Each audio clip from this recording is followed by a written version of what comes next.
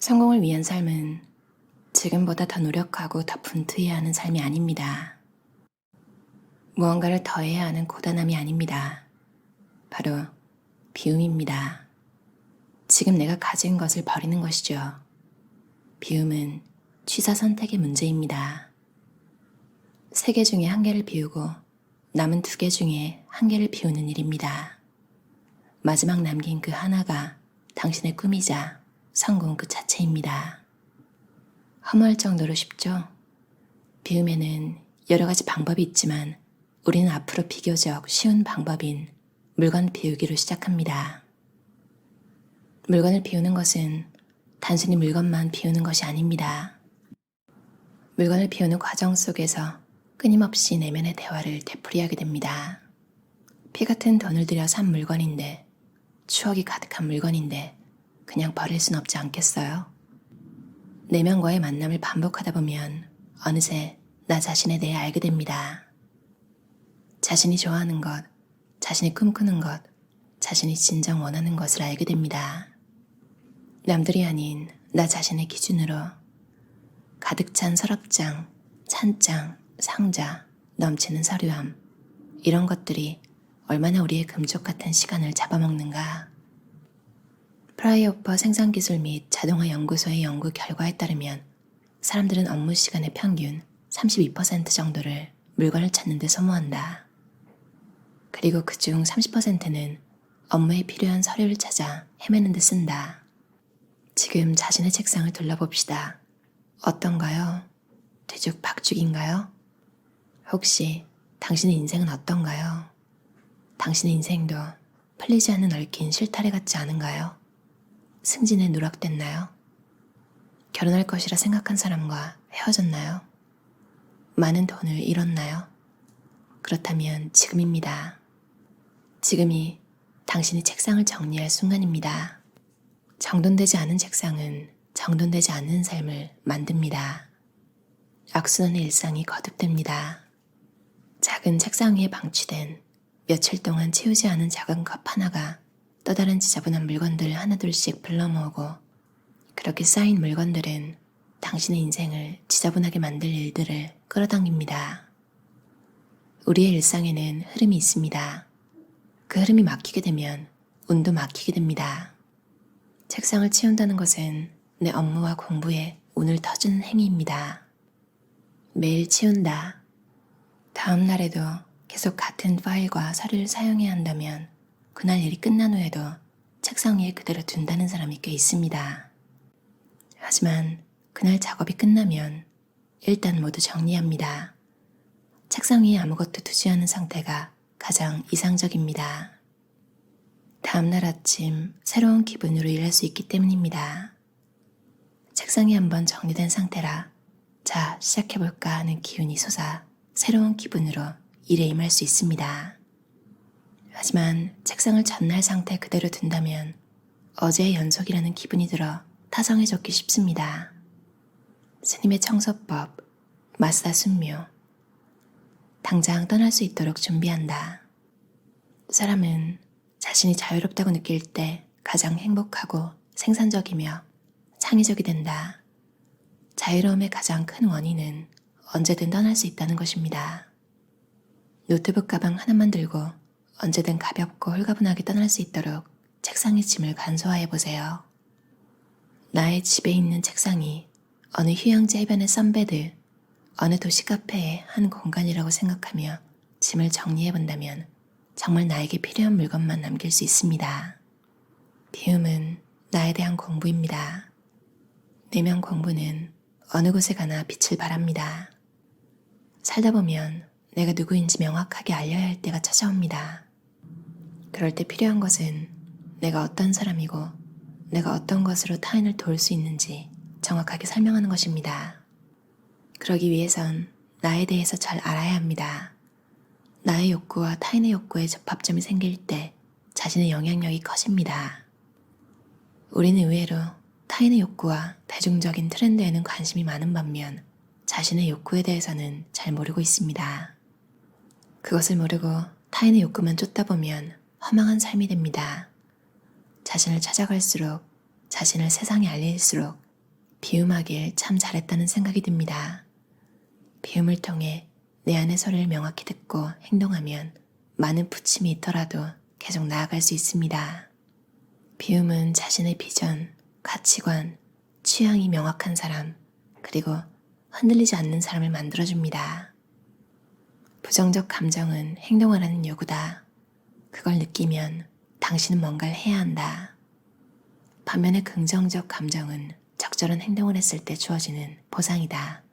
신경 끄기의 기술, 마크 맨슨. 부정적 감정은 삶의 변화를 주어야 한다는 신호입니다.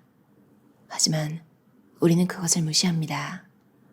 그렇게 하는 데에는 두 가지 이유가 있죠. 첫째, 자신의 감정을 인지하지 못해서 직관의 중요성을 몰라서입니다. 둘째, 하던 대로 행동하는 것이 편해서 인간은 관성을 좋아하니까요. 순조로운 삶의 기운은 당신이 일상에 대해 의미 있는 만족감을 느낄 때 찾아옵니다. 비움을 통해 내면을 돌아보고 내 욕망에 대해 솔직해지며 불필요하고 방해되는 요소들을 제거하고 에너지 낭비 없이 내 꿈에 다가가고 있다면 당신은 순조로운 인생을 살고 있는 것입니다. 모든 일이 그러하듯 비움에도 때가 있습니다. 비우지 않고는 더 이상 버티지 못할 때가 찾아옵니다. 가득 찬 세간살이와 살림 때문에 배우자와 항상 다툼을 했을 때, 많은 물건들이 나를 압박해오는 느낌을 받을 때, 물건에 잠식당해 현재의 생활이 불가능할 때, 이런 때가 오면 누군가 시키지 않아도 저절로 물건을 비우게 됩니다. 사실 관리만 가능하다면 아무리 많은 물건을 소유해도 문제가 되지 않습니다. 물건 관리가 가능하다는 것은 공간을 통제할 수 있음을 의미합니다. 물건 소유의 기준은 타인과의 비교가 아닌 자신의 통제 가능성이라고 보면 됩니다. 물건이 어디에 있고 얼마만큼 있는지 파악 가능한가를 따져보면 자신이 소유하는 데 적정한 물건의 개수가 자연스레 정해집니다. 만약 소금이 있는 줄 모르고 소금을 또 산다거나 옷장 구석에 입지도 않은 새 옷이 발견된다면 당신이 감당하지 못하는 수준의 물건을 가지고 있다는 증거입니다. 저는 비움을 통해 자신만의 행운과 부의 기준을 찾을 수 있었습니다. 제가 느끼는 주관적인 행운과 부는 우아함과 깨끗함입니다. 집을 정갈하게 유지하려는 것도 부를 느끼는 방법 중 하나입니다. 소유한 물건의 80%를 비워내본 저는 물건을 비워낸 후 후회가 거의 없다는 것을 경험으로 알고 있습니다. 하지만 비움을 시작하는 사람들에게는 후회라는 두려움이 크게 다가옵니다. 저 역시 물건에 대해 집착적이라고 생각할 만큼 사랑을 주었던 사람이기에 그 마음을 충분히 이해합니다. 하지만 비워야 채울 수 있습니다. 비우지 않고 계속해서 채우는 것은 제대로 된 채움이 될 수 없습니다. 비움을 통해 진정 자신에게 필요한 물건, 진정 자신의 취향이 서린 물건, 진정 자신의 가치관이 반영된 물건을 구입해야 합니다. 물건뿐만이 아니라 내가 취할 수 있는 모든 것은 이에 포함됩니다. 물건, 음식, 경험 모두 비움의 과정을 거치고 자신의 내면을 돌아본 뒤 취해야 합니다. 그래야 앞으로 후회가 없습니다. 그리고 후회를 두려워하지 않게 됩니다. 나에 대해 알게 되면 나를 사랑하지 않을 수 없답니다. 나를 사랑하게 되면 삶이 바뀌게 됩니다. 단번에 비워지지 않는다고 자책하지 마세요. 몰아서 비우는 것, 천천히 비우는 것, 다 각기 장점이 있습니다. 우리는 자신의 스타일대로 꾸준히 비워나가기만 하면 그만입니다. 비움의 목적은 비움을 자신의 성공을 위한 가치관 중 하나로 만드는 것이지 아무것도 없는 하얀 집을 만드는 것이 아닙니다. 내가 비우는 목적이 무엇인지 항상 잊지 말고 나아가야 합니다. 처음에는 홀가분한 공간 자체도 기쁨을 주지만 거기서 멈추지 말고 그곳을 자신만의 가치 있는 무언가로 채워보세요. 그것이 진정한 비움입니다. 이제는 더 이상 누군가가 당신의 삶에 대해 왈가왈부하는 것을 내버려 두지 마십시오. 당신에게 이제 의무란 없습니다. 직관만이 있을 뿐입니다. 직관을 알아차리세요. 비울 수 있는 것은 최대한 비워내고 주변을 고요하게 만듭시다. 두려움에 맞서서 직관력을 키웁시다. 비어있다는 것은 무한한 가능성입니다. 빈자리에는 그 어떤 것도 채울 수 있으니까요.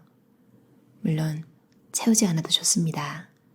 그것만으로도 의미가 있습니다. 바닥에 도톰한 매트나 담요를 깔고 향초를 피우거나 향긋한 커피를 한 잔 내려 옆에 둔 후 빈 벽을 한번 응시해보세요.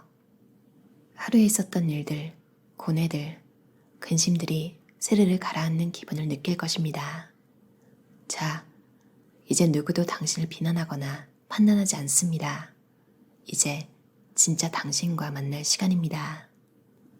최연아 저자의 비움 효과라는 책이었어요. 비움이라는 게 나에 대한 공부라는 얘기가 인상 깊었는데요. 정리 전문가로 유명한 곤도마리에가 정리를 하고 나면 나에 대해서 잘 알게 된다. 내가 뭘 소중하게 여기는지. 그러니까 설레는 물건만 남기라 이런 유명한 말을 했잖아요. 다큐멘터리 영어권에서도 되게 인기가 많아서 스파크 조이라는 말이 되게 유행했던 걸로 아는데 정말 비움 그리고 정리라는 게 내가 정말 좋아하는 것들, 내가 열정을 가진 것들만 남기게 해서 내가 어떤 사람인지 알게 해주는데 도움을 주잖아요. 우리는 의외로 타인의 욕구와 대중적인 트렌드에는 관심이 많은 반면 자신의 욕구에 대해서는 잘 모르고 있습니다. 그것을 모르고 타인의 욕구만 쫓다 보면 허망한 삶이 됩니다.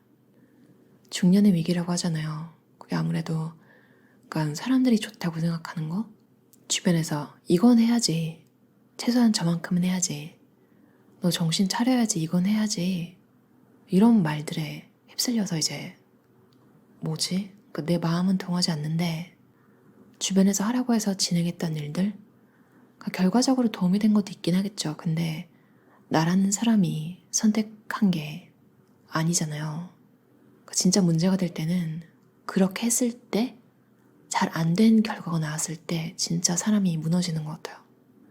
그러니까 똑같이 망한 결과라도 내가 선택했다는 그 마음이 있으면 아, 내가 선택한 거니까 내가 책임져야지. 물론 남의 말 들어서 선택한 것도 내가 책임을 져야 되는 건 맞는데 그 마음가짐 자체가 남 탓을 하게 되는 그런 확률이 높은 것 같아요. 그러니까 더 망가지는 거죠. 나도 알잖아요. 내가 남의 말 들어서 선택한 거고 내 잘못이지. 근데 그 순간에는 왜 남들이 하라는 걸 하면 남들 책임이니까 난 괜찮을 거야. 이렇게 눈 가리기 식으로 되는 걸까요?